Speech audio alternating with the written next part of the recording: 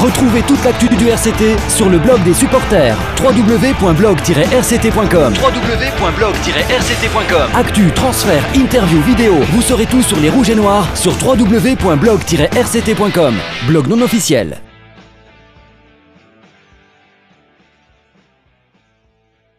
Vous pouvez donner une note à cette partie sur notre site www.notrugby.fr. On vous donnera tout ça dans le jour de rugby ou alors à la mi-temps du très chaud derby entre le Racing et le Stade Français qui va se jouer tout de suite après cette rencontre.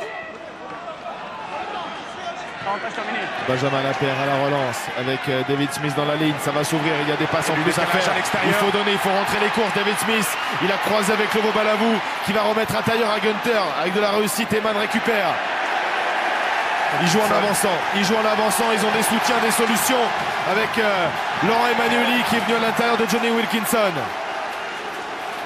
On insiste encore avec Wilkinson replacé, encore une remise interne sur Fernandez Lobé, ça s'est ouvert pour l'Argentin, Hermitage qui va marquer le crochet. Oh, les appuis du troisième ligne anglais au pied des poteaux. Et voilà ce qui était en train de se passer. Ils ont pris l'ascendant physiquement et la porte s'est logiquement ouverte.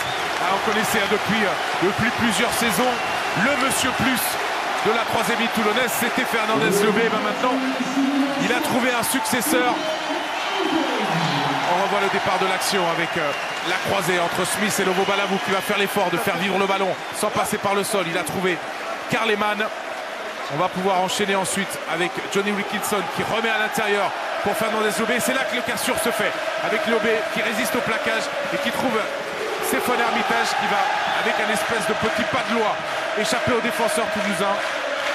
Et en puncher qu'il est, concrétiser cette action. Et la différence, c'est Fernandez Lobé qui l'a fait en échappant d'abord au premier plaquage et ensuite en transmettant à Hermitage qui, lui, avec sa vitesse et sa puissance physique, terminera le boulot. Et les journaux ont volé du côté de la tribune de Toulon.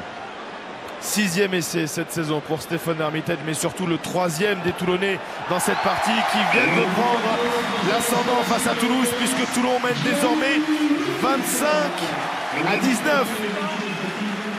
Il a mangé du terrain, ouais, David Smith. Heureusement que Lobo Balavou vient croiser. Lobo Balavou était obligé de venir en croisé. Il y a un très bon soutien d'Eman et il y a des petits signaux qu'on voit apparaître dans la défense toulousaine et qu'on ne voyait pas jusqu'à présent sur ces plaquages manqués ou des joueurs qui sont relâchés dans un deuxième temps. Et du coup, avec la puissance et le travail de sable de cette troisième ligne du RCT qui est omniprésente aujourd'hui, la différence est en train de se faire pour Toulon.